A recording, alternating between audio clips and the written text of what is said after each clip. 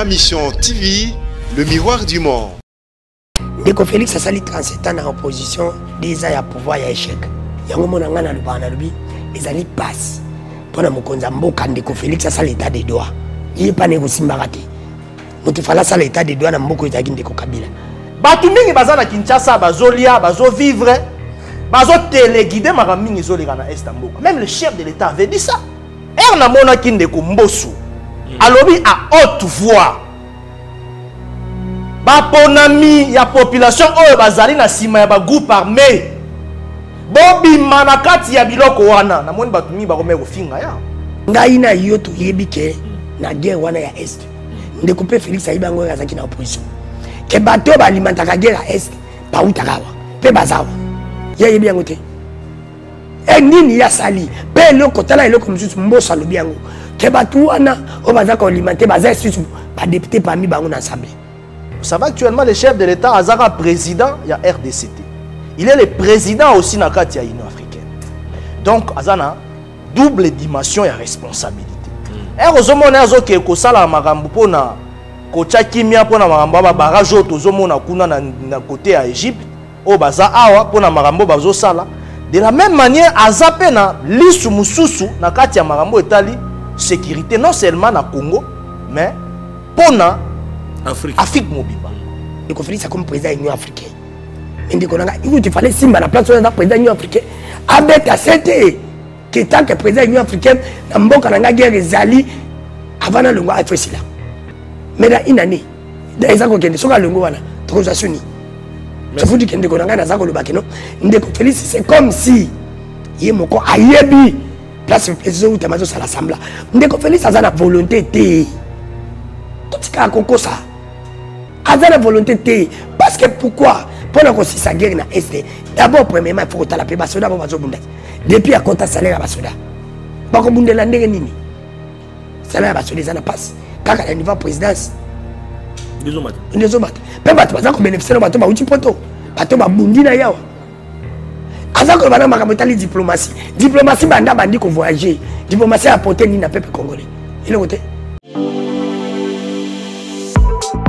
Ayez du nouveau à Kinshasa, le complexe hôtelier Tremplin Royal sous Kanamasolo.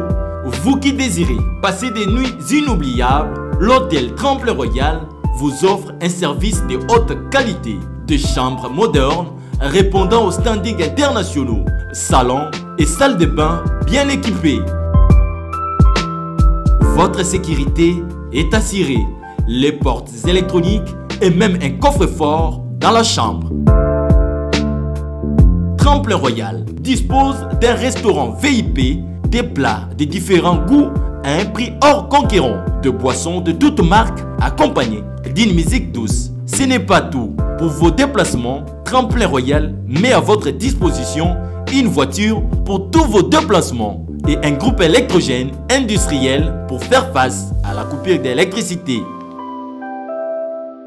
Pour vos cérémonies de mariage, de collations, spectacles et autres événements, Tremplin Royal met à votre disposition une salle de fête de 300 places avec un décor de couleurs selon votre choix. Nous sommes situés au numéro 23 de l'avenue Aérodrome dans la commune de Barumbu, référence stade municipal de Barumbu.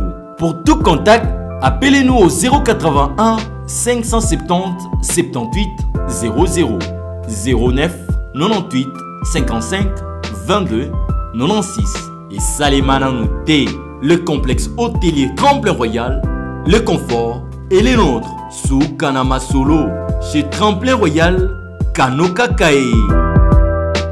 Mbote les sous na bande ko bozuli bakuya ko na biso na mokolo lelo la ke sengo tango tokutana ka na chaque semaine pour na koloba eti tobeta masolo ya Congo wana pe nazali ko compatir na bande ko na biso oyo bazwami na est bande ko ya Beni tozali ko pesa ba condoléances biso na ba famille éprouvée ba bazali victime ba bazomona pasi pour na koloba eti ya solo population zali ko nyoka manangambo ya est insécurité ezali makasi pe nazali ko partager esengo na ngana bande ko oyo tokutana na plateau pour ko lelo po tobeta masolo na o etali MONUSCO esengo to ba ete ya solo ezali na bayike ba kotambola po ete ya solo MONUSCO esi na kozonga po ekosala mosala te to komona bilei ekomata talo pasi ezali kobakisama na oyo tali baponami bayi mboka bolandaki bino moko mona mboka Martin Fayulu oyo pe asangisaki bayi journaliste mpona kotalisa bango ete esengeli ya solo yambo akokende na baponami totala lolenge nini bakoki kosala réforme na oyo etali processus électoral tolobaki ete tokobeta masolo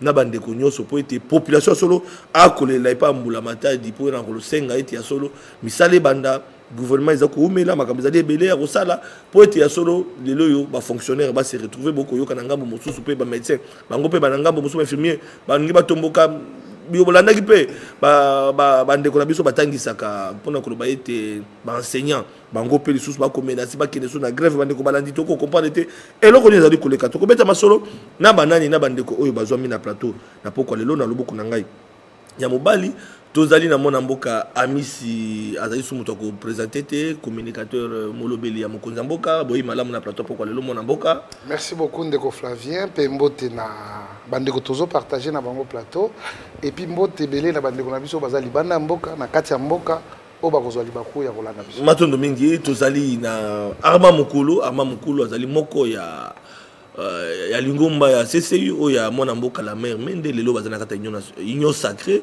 boye malamu mwana mboka Arma Mukulu. Merci ndeko Flavien apesi ba imboka nyonso mbote particulièrement bandeko nanga o ya Muamba pe ya Changu oyo babenga nga mingi bayebisinga balobi ndeko likambo ya matete sous région sozo kitawana mabelo wane pasuki enzela wana érosion ngebani. Oh, mais érosion est ça, mais sous deuxième fois comment? Parce que déjà si Kane Toboki, je n'ai pas vu le bourgmestre de Matete à intervenir, je n'ai pas vu Ngobila intervenir. Donc, mais pour la Neombungu, Toyoki Marameki rapide balongoli. C'est-à-dire il y a des choses que nous devons en réalité commencer à dénoncer. Pour tout ça déjà. Tolingi nzela wana sikawana. Message c'est qui moi sikawana il faut baluka rapidement possible ba pour Toboki déjà. Matondo, voilà. Nangambu nangai ya loboko ya na moi si na yambi mwana mboka danu kifula wazali sumu to représenter mo panzi sango oyo to yambi na pokwa lelo boye malamu na plateau na biso ata ko biwa panzi sango to okaki mwana mboka Peter Ntiani moko ya bino balobeli moko ya biso balobeli azalaki menacé et pas bandeko ya IDPS na ebité soki ezali ya solo ezali okulta kasi yo atangi mo panzi sango zali kanisini. Merci ndeko Flavien Kande na lobaka lobi so jili kamona Satan nzambe akokotela yo merci ozili kamona nzambe bokimila wapi wana naza kwa desina ba bandiko nanga ya IDPS na pouvoir na bino foza na batumi bali bo remercier soki botali basango botala pe ba journaliste c'est pour te dire que boye ba quelque soit mabe mais boza la reconnaissant na biso ba journaliste to sali na basango na bitumba bo mesa bino na bino ba politicien ba mete bazena bango bandeko nanga bazana ba misi ba beta bango mais ba beta ba journaliste ba beta basango pété parce que ikoza la pasi c'est ba libazo likamona biso et na place na ko ba bango pe bazana ba journaliste na bango nga na bomba raté nga za la France je ne cache pas pour na za derrière mututé bazana Christian Bosembi oya sali na bango Bosembi bango journaliste akoma na ngambo oya zapela ngamba IDPS soki ba journaliste couleur politique oui soki ba journaliste bango ba zui ba zo sala musala bien te ba journaliste ba zebele ba ko benga peso ba tuba ba ki bango na liste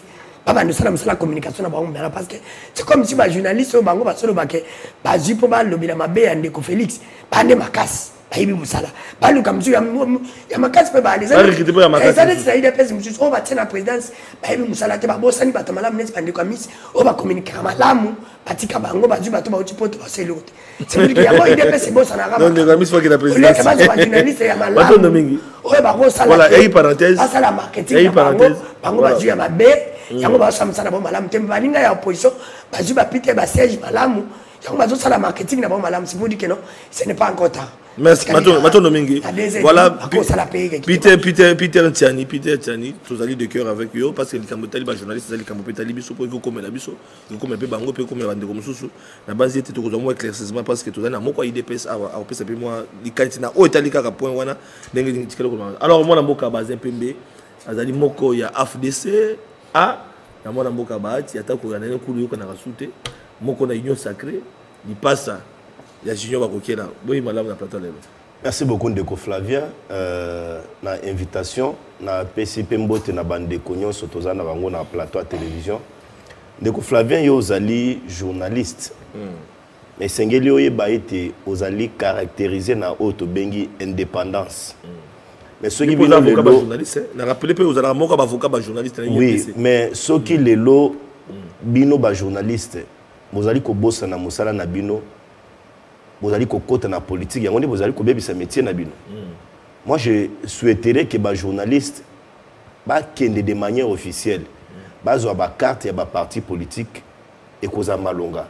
Mais ceux qui lelo moni bitando ikenyo surtout. Nous n'avons plus encore une presse sérieuse permettant expression na lo babongo.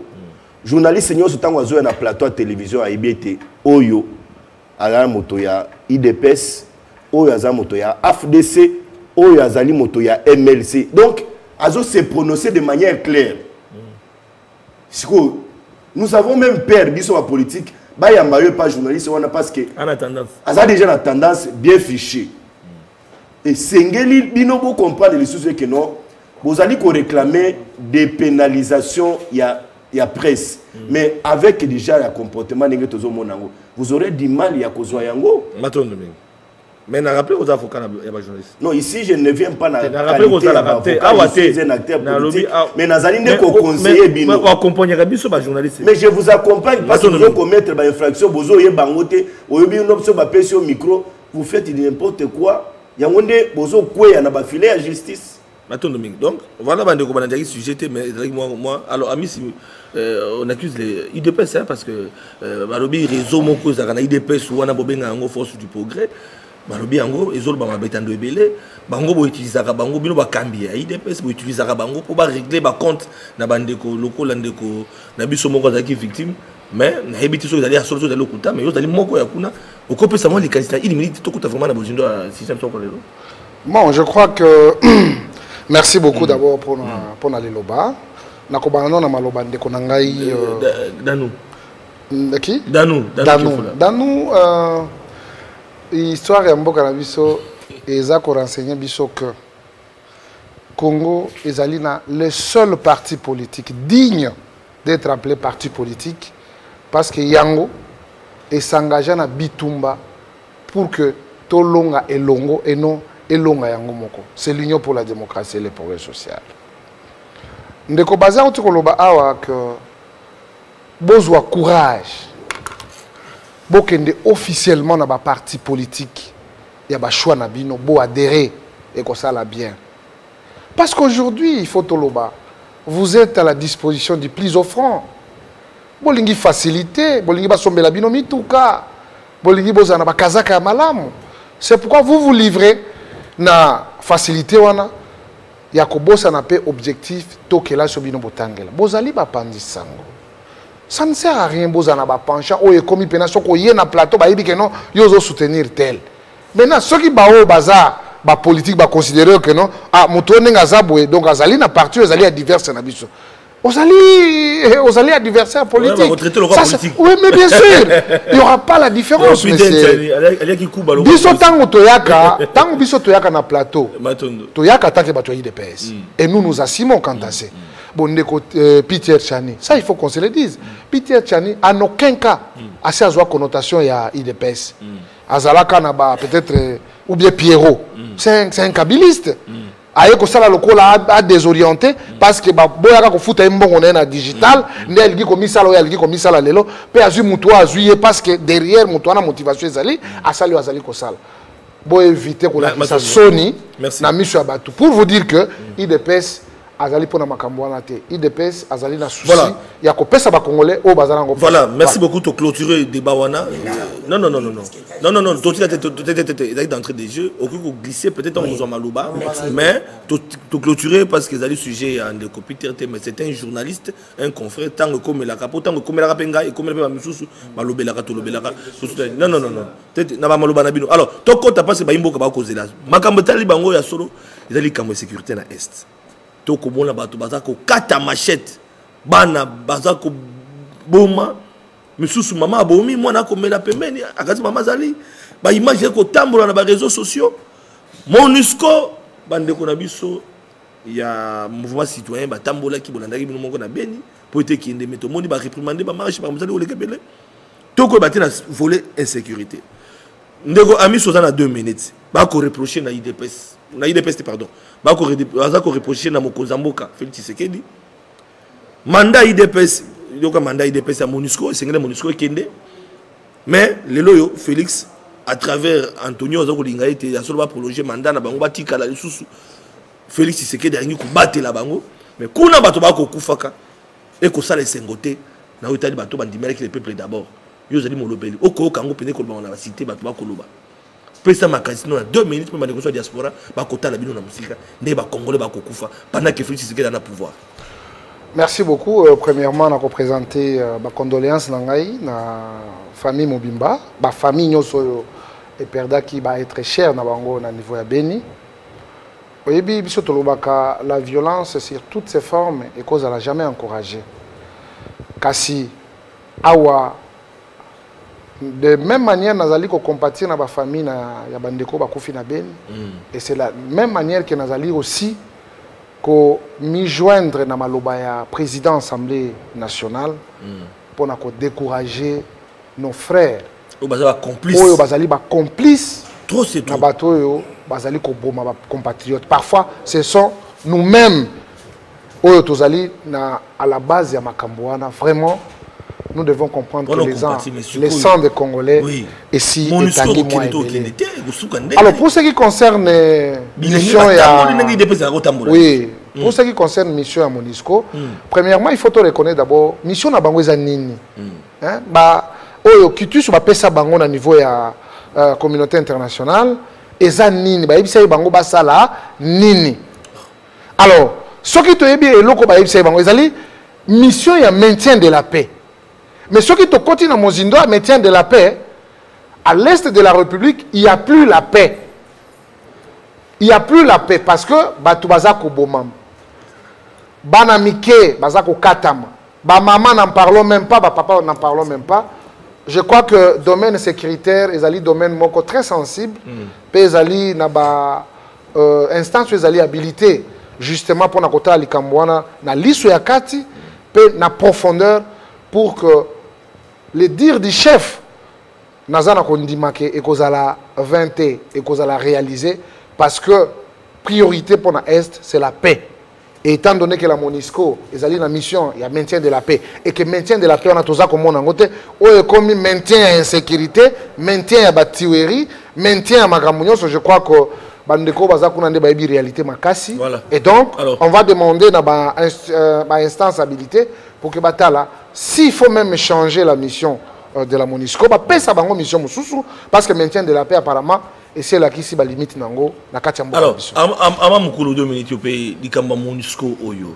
Tango ndeko Kabila kana banzi na époque wana bino na même mende azalaki na pouvoir azali kotalisa pona koloba ete MONUSCO sengeli penza solo to manona na ponde presse la même mende MONUSCO ko sa mosamba na mote ba to ba ko kufaka et que à un moment donné on a attribué ça à Joseph Kabila ete ena azali ko créer insécurité to monaka mende wazali autorité morale to pe président du parti politique na bino côté le mela ko renforcer les sous ndeko Joseph Kabila mais kasi lelo to yoki ete bino bato union sacrée Mokozamboka Félix Tshisekedi à travers Antonio oyalingi ete solo ba prolonger sous mandat MONUSCO avanda mais kuna balingi te bolanda ki ne bato baza ko tambola bato ba ko kufaka alors yo ko koloba ni na 2 minutes bino bato boteya ki bato lobi MONUSCO fallait akende Flavien merci union sacrée bo changer maloba Flavien merci le problème ce n'est pas que biso bato toteya ki MONUSCO ete MONUSCO akende le problème c'est que MONUSCO tango azalaki installé na kati ya mboka na biso République démocratique du Congo ayaki na ba mission na ye alors en diplomatie balobara na relation internationale balobara négociation et ça la marana des opérations na nature ya premier degré na nature ya deuxième degré na premier degré balobara soit boko longwa na kati ya eloko bozwaki lokola mobeko to pe ba arrangement na bino ou bien vous continuez à faire un arrangement. C'est ça en fait la diplomatie. Donc diplomatie fonctionnera local armée. Diplomatie est tambolara local mutote kanguba na nzela te. C'est pourquoi moi je rôle am katelo bi monisco kende. Non non, zela. Des populations wa kotambo. Zela. Tikana loba. Donnez-moi 2 minutes, créer lombango. Yonde tikana loba. C'est pourquoi les arts secteurs moko très sensibles. Très sensible. C'est par là j'interpelle l'opinion internationale et puis l'opinion nationale. Non, mouvement citoyen. Tikana noa, Flavien tikana na loba. C'est par là aussi nous avons encouragé le chef de l'État. Nandeng azo kende nango. Pour ezama kamoko eza soki boke na brutalité ba répercussion ya mabe ko zonga pona mboka na bi. Vous savez actuellement le chef de l'État azaka président ya RDCT. Il est le président aussi na kati ya Union africaine. Donc azana double dimension et responsabilité. Et ozomona azoke ko sala makambo pona ko tchakimia pona makambo ba barrage tozomona kuna na côté ya Égypte o baza awa pona makambo bazo sala de la même manière azapena lisu mususu na kati ya makambo etali sécurité non seulement na Congo mais pona Afrique mobimba. Alors de deux na mona kinde ko mbosu alobi à haute voix ba ponami ya population oyo bazali na sima ya ba groupe armé bobi manakati ya biloko wana na moni batumi ba komeko finga ya. Moi je l'encourage. Kamera mekaka eloko wana malongwa tikana na loba kulutu moso azui quand même courage ya koloba ngwa haute voix mingi bandai koloba te. Alors il faut t'encourager. Azan a raison. Ici c'est un problème de la conscience nationaliste. Batumingi bazana Kinshasa bazolia bazo vivre bazo téléguider maramingi zolika na Estamboka. Même le chef de l'État avait dit ça. Monisco a une mission na être très claire. So tani na kati ya charte ya fonctionnement ya Monisco na article 15. Monisco mission na ezalité ya ko traquer ba groupe rebelle. Ezalité ya kokende na façon moko un peu dissuasive contre ba groupe rebelle. Monisco a une mission à maintien de la paix. Monisco a une mission à sécuriser la population, particulièrement na côté à est. Parce que les sika oyo basalaki contour ya kotala ndenge mambo e bandai kokende Monisco ayaki ezaki est ne faki ba pacifier yango. Kasi ce qu'il faut faire c'est quoi? Voilà, si ça va. C'est par là maintenant, je vais interpeller aussi beaucoup plus conscience ya bato e baza ndinga na mukonzi ya mboka. Il faudrait qu'il y ait une très bonne communication diplomatique. Il faudrait qu'il y ait une très bonne communication selon la succession des événements de réseau Salam. Il peut y avoir des avancées, mais dans la population, tout est rouge. Ça c'est vrai. Mais il faut que le chef d'État pour être nous sommes des intellectuels. Alors, oya komona ke Monisco akoyiko kende andeya ba mission oyazana nguti. Soki Monisco il faut akende amatisa ba mission na eto azo ba mission misusu, il faudrait qu'on revoie mobeko wana. Oh, c'est là, il faut les can assemblée nationale. C'est tout un processus. Ça dit ezama peut-être que na ngolo lo ngene ba bazo kanisa. Alors, soko tangi netina constitution na biso mboka na titre de traités d'accords internationaux na 212 balobi otanga baninga fo balobi na opesa nazolinga na pesa au sous-bassement constitutionnel balobi le président de la République négocie et ratifie les traités. Le président de la République négocie et ratifie les traités et accords internationaux. Babi le gouvernement conclut les accords internationaux non soumis à la ratification après ça je passe. Merci. Balobi les traités de paix, les traités de commerce et les traités et accords relatifs aux organisations internationales et au règlement des conflits internationaux, ce qui engage les finances publiques. Voilà. C'est-à-dire balobi adjonction et ça la manakati ya mobeko. Et c'est loko en réalité ce qu'il faut que nango, il faut que normalement le kozwa. Mobeko wana ko balola yango, pona kola kanzoto na ba mission à Monisco. Mais kasi Monisco ko benga na sikoyo e kozala loko moko ya mabe. Parce que la MONUSCO a le plus grand contingent du monde. Merci beaucoup. Alors, mais quand il faut, toke nango malembe, tope essayer ma mission musu, tope toka kisela ma prérogative musu. Merci. Mais quand il faut, merci beaucoup. Merci. Ok. Au Kati. Merci, on continue. Ok. Dans nous qui fou là, bande qu'on a biso na beni ba kolanda. Dans nous qui fou là, la nangai, bande qu'on a biso na beni ba kolanda biso ndenge biso zoleka. Bilenge ba mouvement citoyen ba tambolaki. Na ba musu ba kangaki bango, ba ki ba dérapage ezalaki. Bini les ali ba komona. Yebisa biso de loyo, landi bande ko ne batalisi. Volontaire mon konzambo quand ko misa talisi. Ye patasi mon konzambo ko na bango te na bande ko ba ko kanisa. Parce que mibeko il faut que pe na parlement et ko que mon konzambo ka la muki de lo a ju décision parce que ko ça dépasse. Yo côté ya ni na bilenge wana. Parce que le nombre de décès par jour dans ma machette et ko tonda et ko baki sama kaka na beni wana et ko ça la passe.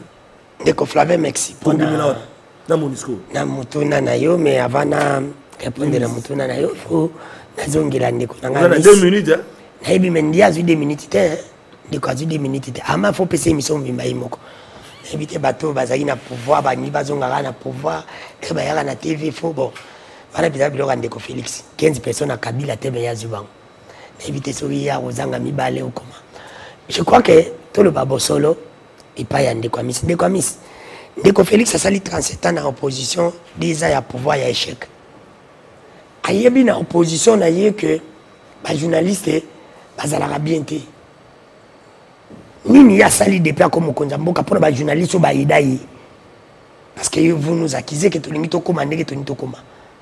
Et il va rappeler que les journalistes sont dans la ligne éditoriale au pays balanda. Baza batu, baza na makila rouge.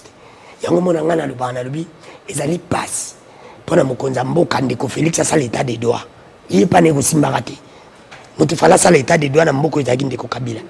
Mais le kola rata pour soi disant entre guillemets balbi ndeko Kabila zaki kuya yaka neko ya. Aibena batu. Mais ndeko Félix abota miawa.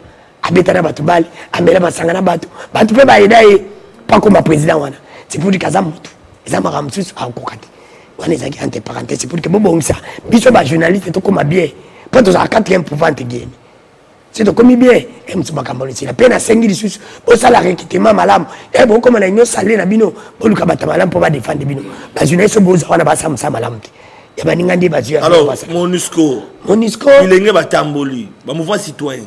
Ndeko Flavien Salinga il passe. Pourquoi na zakoloba? D'abord, c'est Félix. C'est lui qui est à la base parce que ça ne marche pas.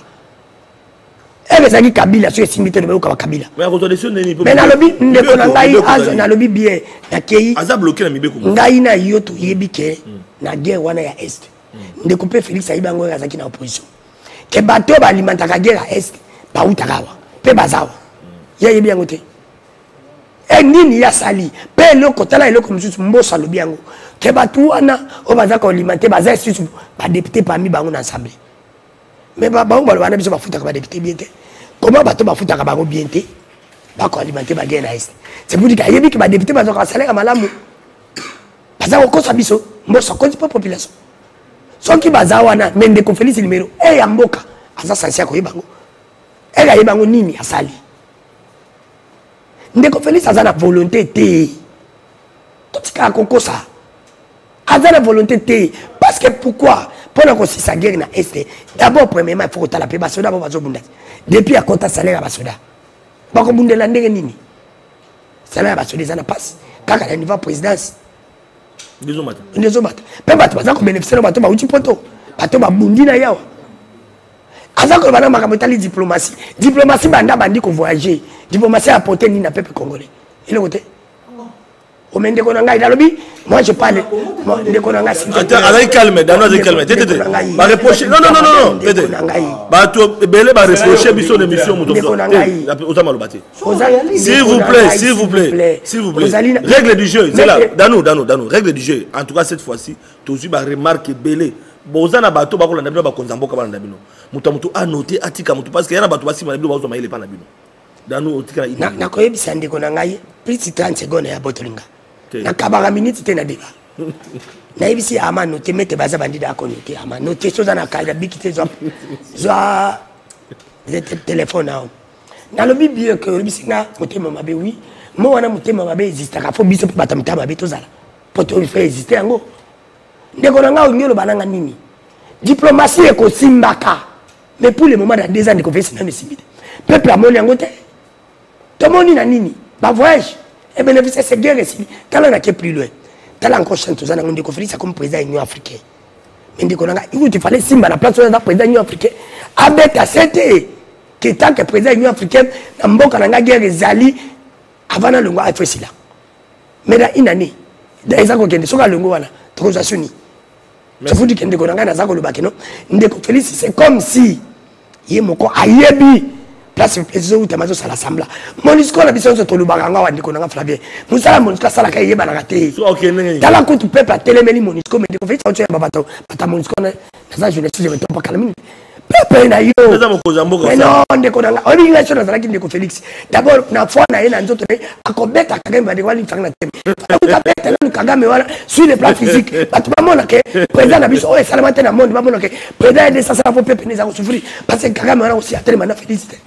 C'est pour te dire que ndeko Félix na tawo est commis tant que la diplomatie ne marche pas. Moi je crois que il faut changer ale ki sabango ke comme na lobaki na kopesa kori amenangai na mboka na ngai apesa kori ameni na geste na la paix ezonga na est parce que soka ezongité ezali ligne de belema oyo na 2023 ekokangaye yango biso senga na ye on est kapesa énergie pona kokwesa mabunda pona kokwesa ba oyo ba uchoko ya oyo ba uchoko yo nani soki ya neko mbungu tout ça batambo mamba apesa ba énergie na ye pona est parmi ba énergie ba pesa merci alors voilà pour guérir là ekoza malamu abenga la paix monisco Matono mingi, voilà. Balobi kuna la procédure ezali. C'est ça la maison la possibilité de reproduire la biso parce que ça président la biso. Avant de ko baser Azwa parce que dans Rolinga tozo deuxième épisode de coach la muka pour baser dans l'union sacrée Azwa mais capé ko répond ko récupérer et puis tout l'équipe ndeko amisi et puis toujours évoluer ndeko Miché Mangala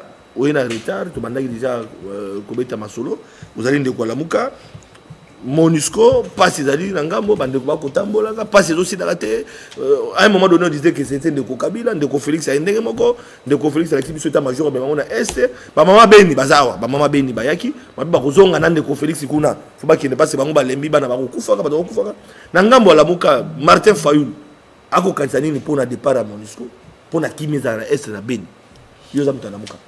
Merci mon mboka Flavien.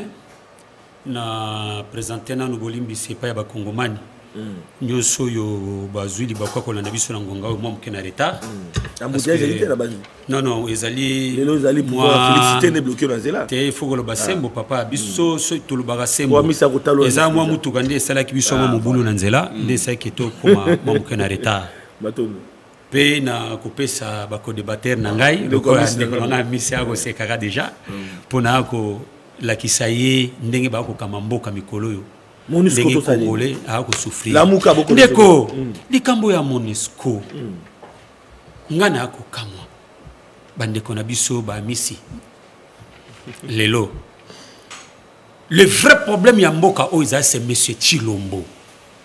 Pourquoi nous sommes en train de dire ça yaya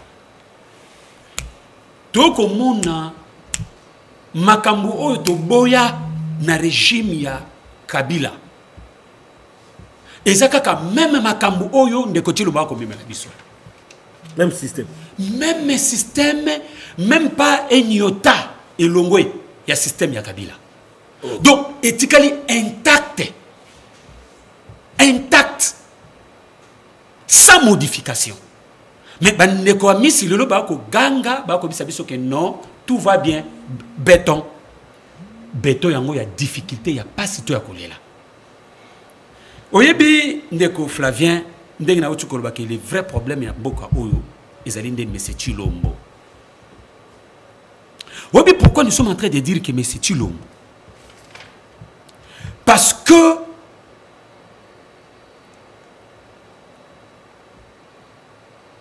bango moko nazui ndakisa ya président de l'Assemblée nationale na ye atalisi biso que non bango bayebi batu oyo ba entretenaka armée na est de la République. Imaginez hein le numéro 2 sur le plan, je crois, protocolaire. Il y a à combler plus forte raison Ndeko Chilombo a informé sur la situation. S'il vous plaît. Mais il faut que ne pas faire. Parce que les Cambouana a yango. Donc, c'est-à-dire, na Kulutumboso, na Monamboka Chilombo, bango, ba ko entretenir, ba assassin, ba kaïda, ou ba ko bomaka ba congolais.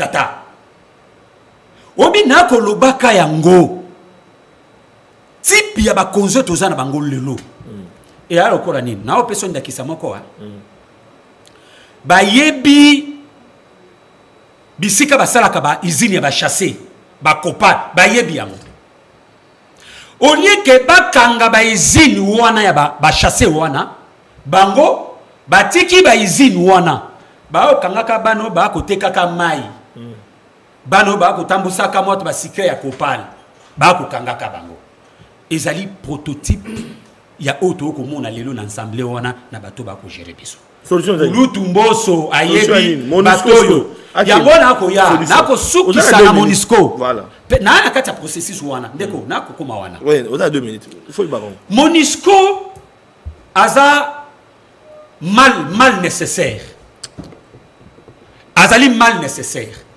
Parce que Bandeko Sengabayeba, que rôle principal, il y a que protéger les Congomani et pesami na ba service de sécurité na biso et pesami na armée na biso. Ça c'est le rôle principal. Vous comprenez? Mais maintenant, armée na biso, oyo Bandeko Bayebi, que eza armée moko infiltré jusqu'au dents. Réforme nini Ndeko Michel Mangala Ndeko nako ya réforme nini eko salima nakati ya armée wana pour que bandeko na biso ya est baza na kimia. Ça c'est la première des choses. La première des choses papa. La deuxième des choses. Voilà, qui est la deuxième chose. La deuxième des choses. Monisco voilà. Et Sengike ba changer pe mission na ye. Wana ndeni processus. On a opéré des raisons. On a mis processus pour me consommer au changer mission grave. Faut que parlement voilà. On a maloba ndeko to ya lomba. Na lobi boyi. Et Sengeli ke ba changer mission ya Monisco o ba ko pesa ka bango. Ba évaluer pe Monisco sali mbula boni na kati ya mboka oyo. Mais maintenant ceux qui armée na biso est incapable. Ba de traquer bateau union sur ba troublé. Mais les ba ko accuser Monisco.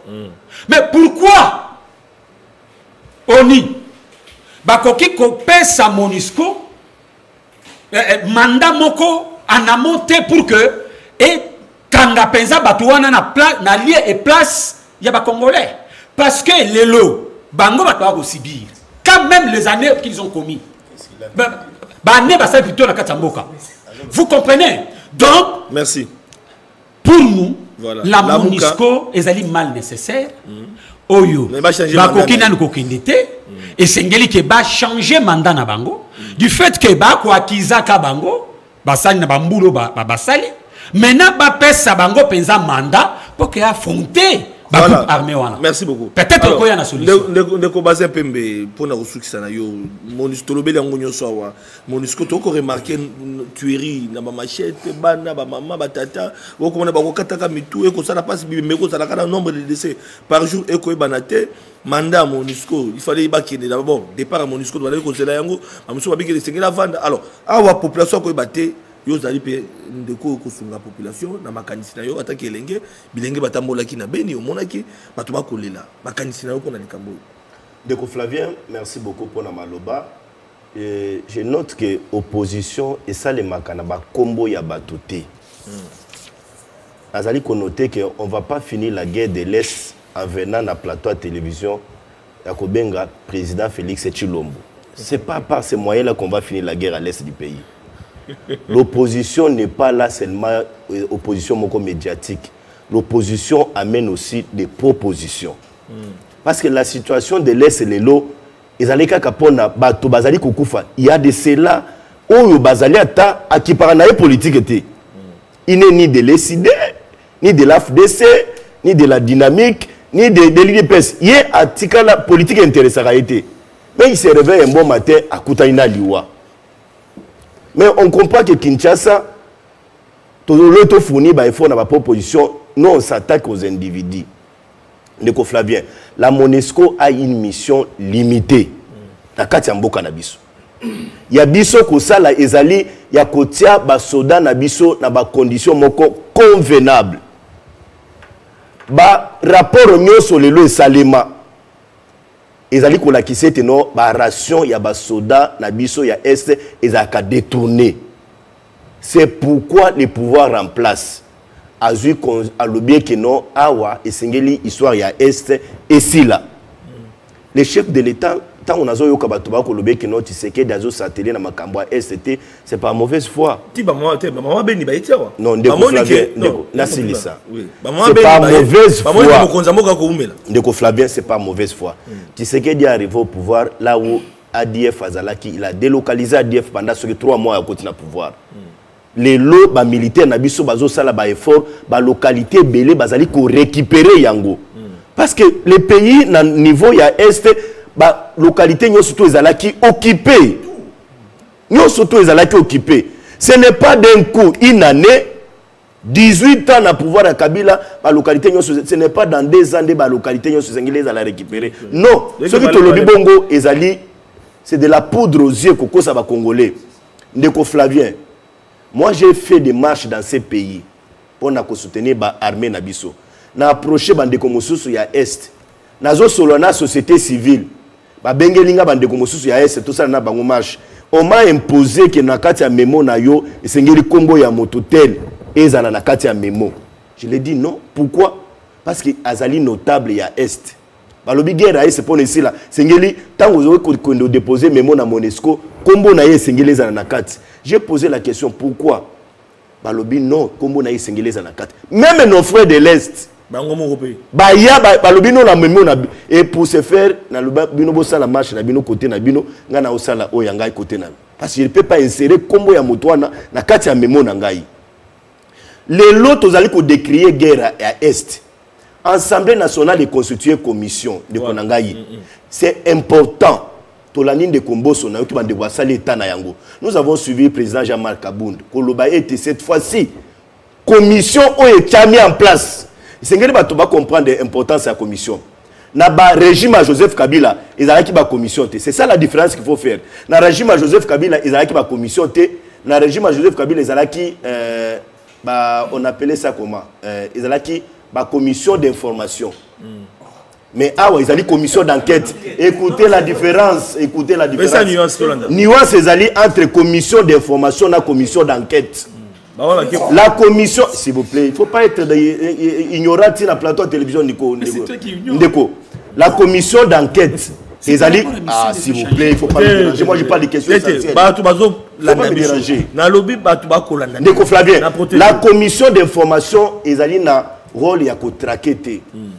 La commission d'information, ils ont une fourchette, il y a champ d'information limité. Mais la commission d'enquête, tant que de Kuna, il y a surtout.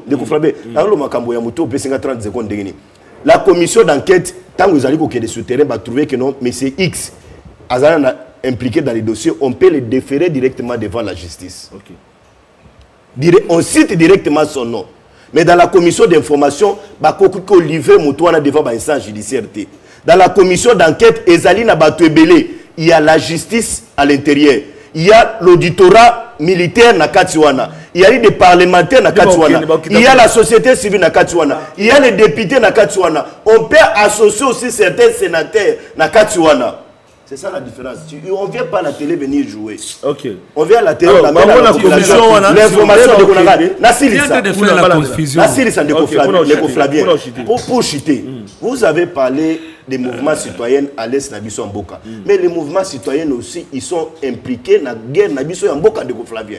Bazali ko financer bangwe pas ba firme minene pour cette guerre ici na ST. Il y a des notables, il y a S. Il y a des notables, il y a S. Bazali na Kinshasa wa o batinde la kabandeko na mbongo. Pour ne te kimeko tate. Nous voulons chasser la MONUSCO, mais c'est prématuré.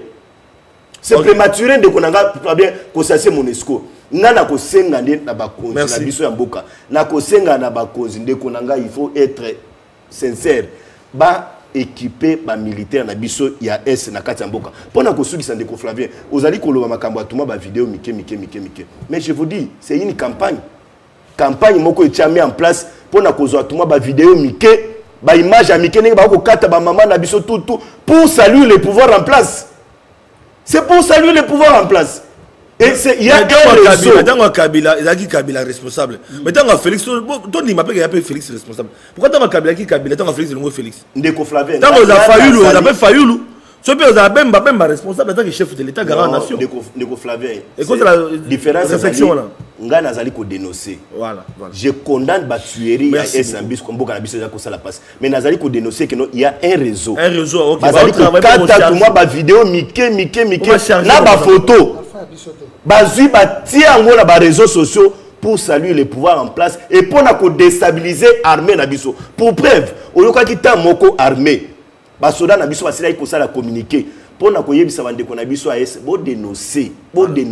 Ndeko na ngai armée koki ko conquérir. Armée koki ko conquérir guerre était soki ezali ko travailler en connivence la population té. La population est à la complicité, population est à la wana pona ko dénoncer et ko za la malamu. Nous allons triompher la guerre de l'Est parce que la volonté y est là dans les chefs du président. Voilà, tout ça 10 minutes on ça va croiser tout ça 10 minutes pour to gérer moi 2 minutes dans moto.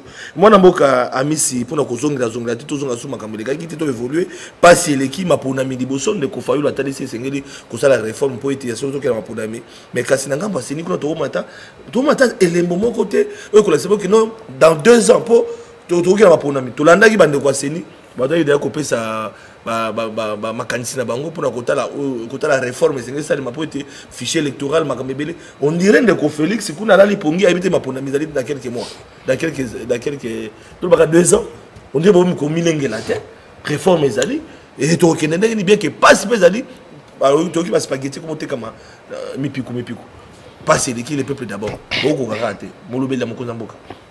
Merci beaucoup, Ndeko Flavien. Premièrement, Sengela qui toti kama kamususa mabe we lobami na plateau te. Na ndeko na biso ya la muka tribal wa ye sikoyo. Ndeko Mangala.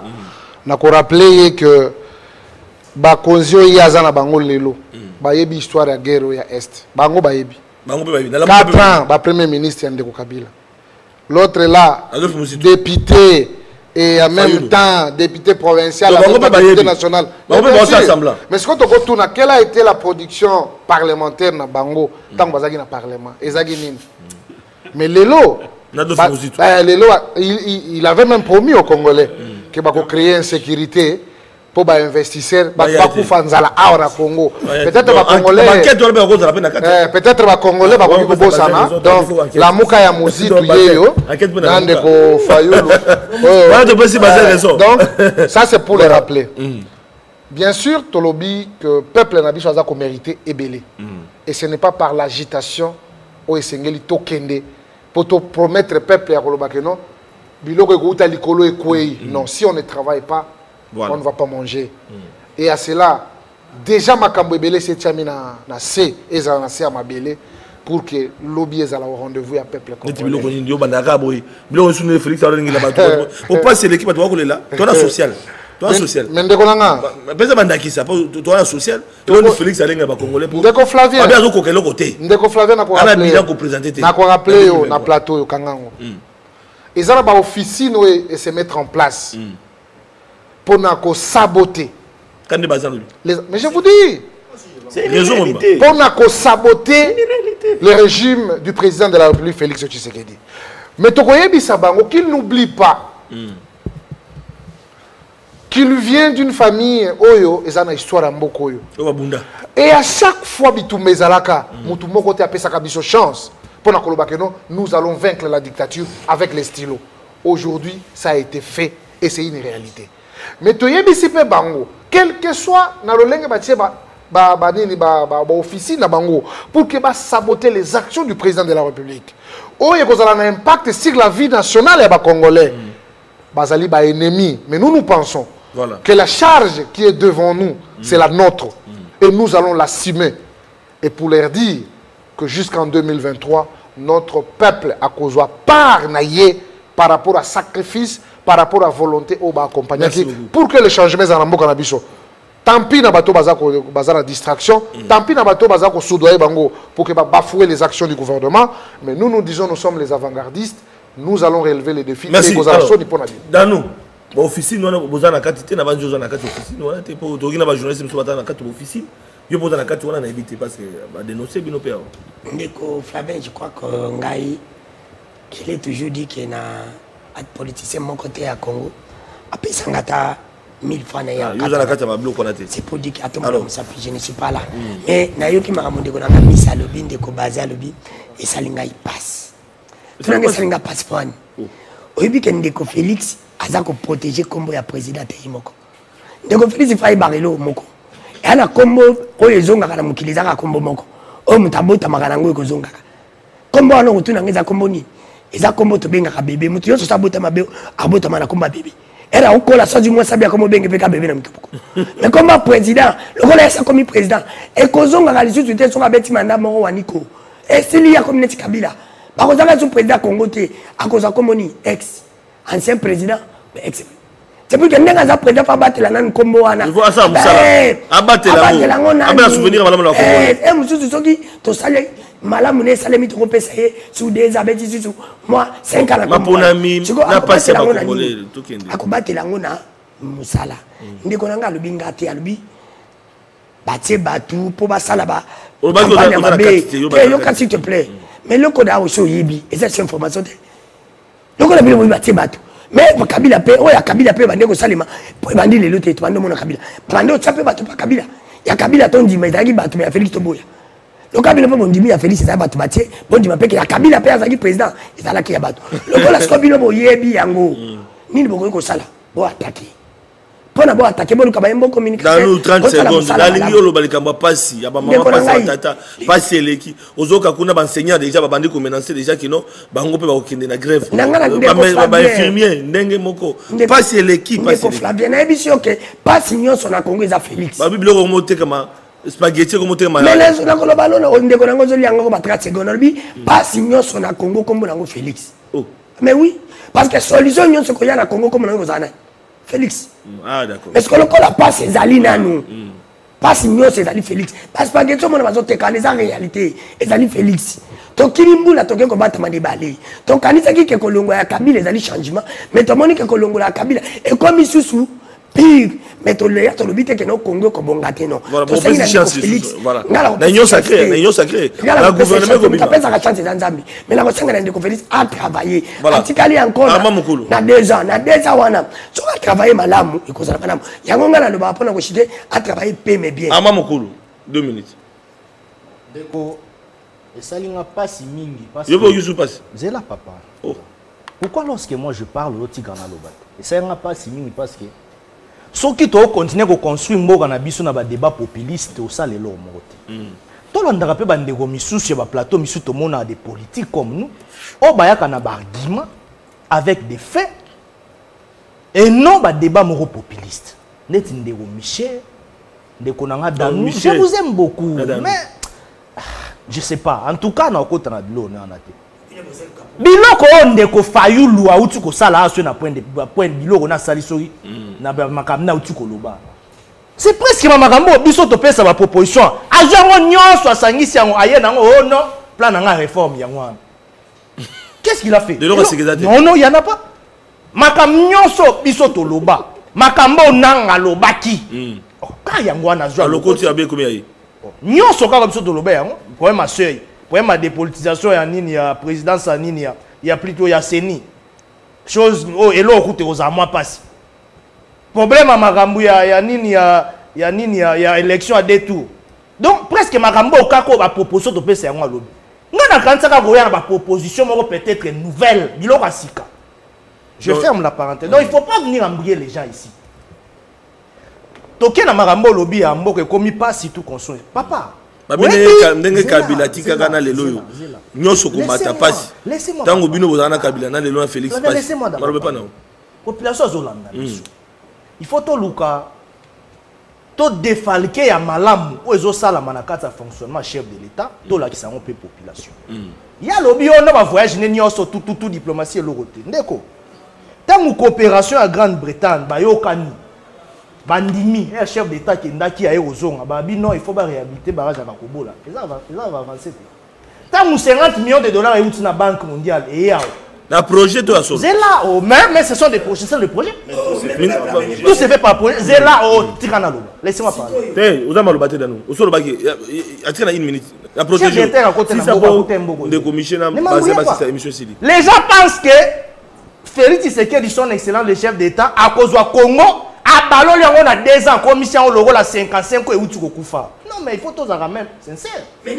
dans 2 mais oui je suis en train de parler des faits réels moi je suis quelqu'un qui est nationaliste laissez-moi parler comme nationaliste donc yozwa logo là logo là ni répondre à la population azozwa logo la mandat ya kala logo appareil didactique pose wango o s'inspirer na pona mambalelo voilà là c'est le passé lelo makambo so évoluer on doit évoluer pour changer ce que tali même dans rapport à BIT on a outi ko tanga il y a 2 jours passés na banque commerciale du Congo au monde que donc il y a des avancées non zela non tika na loba na 55 ans passé na mboka na biso to a chômage ezaki na nous na 5%.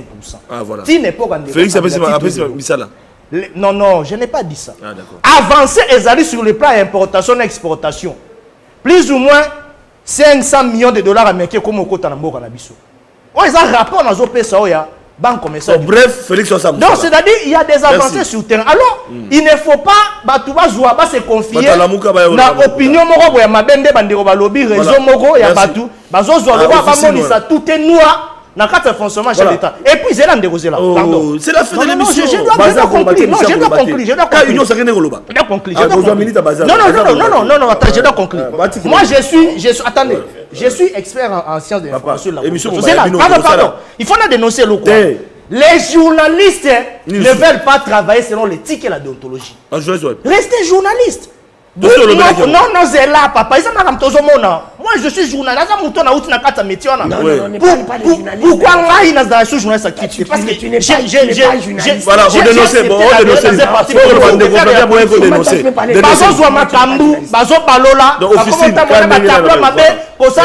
Bah message d'intoxication pour la quoi que chef d'état doit s'arrêter le gouvernement. Alors on a attaquer il doit parler l'émission est Sili. Non, il ne peut pas parler des journalistes. Il ne peut pas parler des journalistes. Pas de la politique. Non. Qui est fou là. Autant on passe ça. Oui, il ne peut pas parler de nous. Voilà. Pas de la politique. S'il vous plaît. Michel, Ozan Maloba, tu respecter le plateau. Michel Ozan Maloba. Omoni ndoki na ndoki soki basangani ezala scandale na kati ya mboka. Ezala scandale na kati ya mboka. C'est exemple. Nako kama ndeko Arma. Nako kama yende kwa Arma yo koki koloba te. Vula. Ana union sacrée. Ana union sacrée. Ana loba te nini. Lelo akomi kofinga Kabila. Oyo ba salike Kabila koma ndenge ya komi lelo ndeko ngamu na akoloba ngai lelo ba komi yote abi ba komi batu ba komi kofinga yoka ina na sisa lingale tolo balinga to abi yote abi batu ba komi kofinga lelo ba komi kofinga Kabila sisa ba bato ba chaki Kabila place oyo ya lelo ba komi mo pap ko saki mo pap et pa ba ndeko a misi pour que ba koma pardon ndeko tikanga ya maluba na ngai na kukamwa ndeko Arma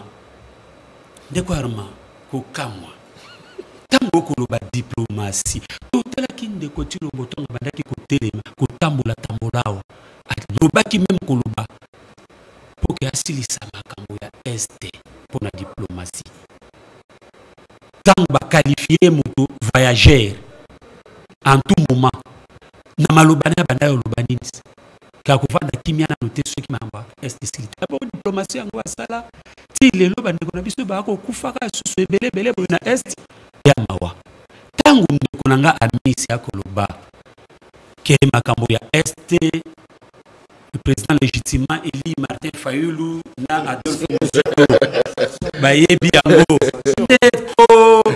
ndeko wa misi monsieur soit discipliné Miss mtoko réagir pour attendre président na ya afin dossier pour pas va passer par la poste yango ba mtoko réagir ata poser s'il vous plaît tikanga ya misi nakopesa Miss une minute à répondre à ce que porte-parole communicateur mokonza mboka koloba tika baloba mokonza mboka ya ko répondre ndeko wa misi yeba que likambo oyo etali likambo ya est vous devez vous assumer pour milati sana mokongo na bino bato mususu bayebi likambo wana na zolote na ibande pe na sukate yo yebi nazwa mutoloko la Adolphe Muzito mais vous devez le Congo devait remercier Adolphe Muzito ko banda régime na bango ya Kabila kino régime oyo ya ndeko Tshilombo lelo yebisanga premier ministre wa sali koleka Adolphe Muzito oyo a répondre désidérataire ba congolais technocrate ndeko toza na réalisateur ki mutema mabe yango ezalaka oza nde bango amisa ko amisa zo une minute asuka pa ki mutema mabe yango nde ba ki mutema mabe ndeko nako yebisa susu ndeko na ngai tanga akuluma ba commission eza nature ya eloko n'est-ce pas mais eloko yoko différencier ba mission nde ba ko pesa bango. Donc commission ezali kaka ko commission mais la mission va enquête donc mission oyo ba ko kende likambo mission ba ko kende pour information donc c'est ça quand vous dites que natanga Kabila ba commission banaki kozate mais wewe lo basusu natanga Tshilombo commission d'information donc commission d'enquête mais oui mais ça c'est pas confus nyo c'est pas commission voilà nyo c'est pas la réforme nature nango c'est pas commission bon une minute réforme fayu la lobeling ndeko songa na mama ya likambo voilà yango nangi ko babi fayu la lokoti nyoso oh nene ngako ba pona suka pona opesa ngonga pona ko beni une minute pardon ndeko esengeli yeba une minute c'est résumé bisika oyo bino bobandaki ko tricher ya ki moyibi ya maponami oyo boyibi oyo bonyokoli ba congolais kino lelo banani bango régime na bango te ya ndeko Kabila yango eza ko continuité biso to ba même système qui continue yango boko mona ba ko lingate que tout ça va réforme wana mais biso to lobi ba réforme sengi ke salema mais na libanda ya ba institution légitime wako yoka oui na libanda ya ba institution président public qui va convoquer Deko il y a rien de nouveau sur 30 secondes tout monde a likambo ite na semko e salemati ba joie ba décision o izo avec na semto ba memi yango na assemblée ba entériner yango et lui te ba changer virgule te ndenge makambo salemi na niveau ya assemblée ba entériner yango donc pour que Bissonio Sobana ya mboka mais Félix doit se mettre d'accord. Félix Olingotepo dans on est Kabila toi na glissement ya ba sango bayaki mais si ko Félix en plein mandat bo sala ngosu hors institution bo imposer pona kotalisa ndeko Kabila merci ke mboka o ezala ki ya ndeko na silisi na note pona kotalisa ndeko Kabila ke mboka o ezala ki ya yete asuka ki wapi pe ndeko Tshilombo esengela yeba mboka oyo ezali ya bakongomani nyonso na succès ndeko Bazel pona likambo ya nini pona likambo ya réforme Bazel zoma loba babita kata monsieur Sid ndeko Flavien na loba situation sociale o lelo tozali ko traverser na lingina yebisa oboye ezali nde situation où ndeko Joseph Kabila sila ikotika na kati ya mboka oyo Flavien toko sanate ba entreprise nyonso tout lelo na Congo oyo exploitera biloko na kati ya mboka na biso oyo basombaka s'il vous plaît libanda ya mboka tout était entre les mains ya système ya ndeko Joseph Kabila et s'il vous plaît ndeko Flavien comment déranger ngai bamilengela nazolo baté pour na olinga débat ndeko Flavien na yebisa yo voilà c'est lelo j'étais en train de parler avec un commerçant naosolo na commerçant moko nazotuna ye mpo nini biloko ematita loboye commerçant wana azoyebisanga boye ndeko Flavien s'il vous plaît pas déranger tu n'as rien dit tu étais na baincohérence ndeko Flavien alobi boye ayebisinga boye ayebisanga bosoni aobisanga baincohérence ozobaloba te ndeko Flavien j'ai parlé avec un commerçant a expliqué nga boye tant que commerçant azokota na conteneur na ye babando ko sala ndenge na époque de Joseph Kabila aye olé afuta 300 000 $ na douane au réservant na regardons c'est même on a dit que ça pas débat contradictoire moi pas non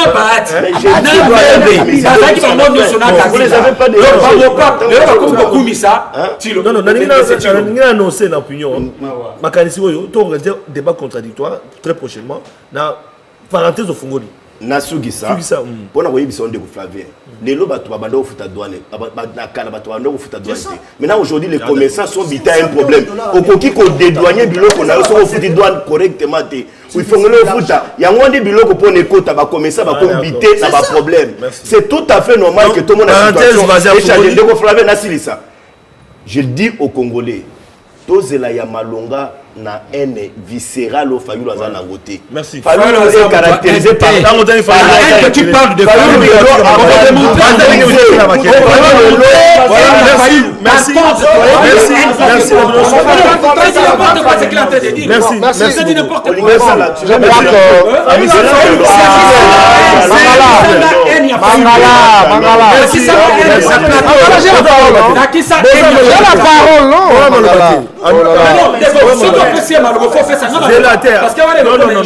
Non. Il y a une information. Des responsables qui sont. Pas pour une information. Pas pour un débat. C'est pas pour un débat. Pour une information, mais pas pour un débat. Bon, merci beaucoup Ndeko Flavien pour une information, pas un débat. Ok. Mais je préfère parler avec mes frères. En tout cas, nous on sema na bandugu yote ya Beni, Goma, Butembo. Sa mutafata émission hii mutaona kama ke tuko na batu benye biko na incohérence. Baba wa taifa anayo susi sana ya kusema ke vite inapasha kumalizika ku este ya République. Aba bote ni ba politiciens banapenda kujiattirer juste sympathie. Mais au fin fond, Abana quitte. Voilà. Avec les rebelles l'ont accepté. Voilà, pour ce dernier temps, nos forces armées vont prendre la décision pour que merci à la normale. La Bible, tous continuer le débat semaine prochaine pour la Makam Oyo. La base déjà, la zone de Jimmy qui tengue soit de Kosa Chibé, mon face à la Awa. Qui m'a débat. Vous avez attendu tant qu'on a émission, tant qu'on a PPD pour le débat qu'on a pour ben à Jimmy, à vous attendre, to ben à Chibé, à vous attendre. Merci beaucoup de écouter la vidéo la fois prochaine pour le débat Moussou pour tout à l'heure. Tant qu'on a Kabila, tant qu'on a Félix Tshisekedi. Ça comme l'os a eu combien et combien maintenant bazalo ça la passe.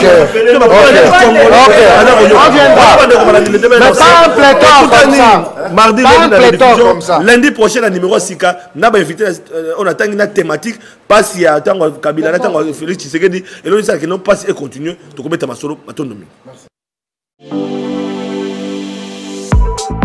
Et du nouveau à Kinshasa, le complexe hôtelier Tremplin Royal sous Kanamasolo.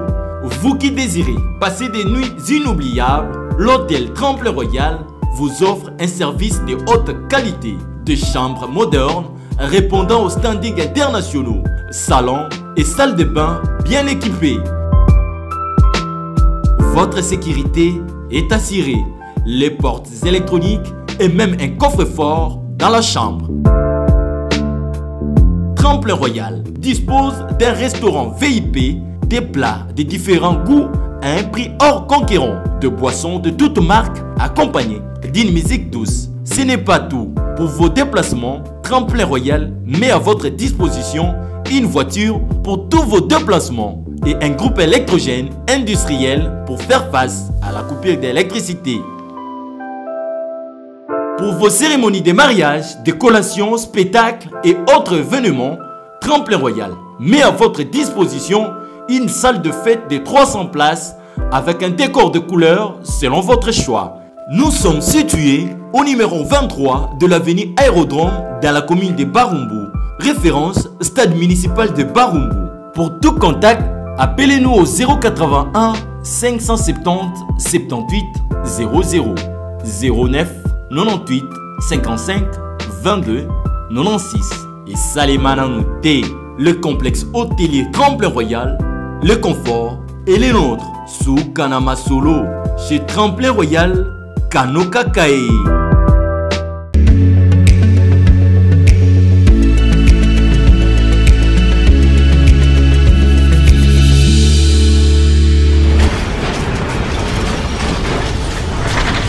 Ma mission TV, le miroir du monde.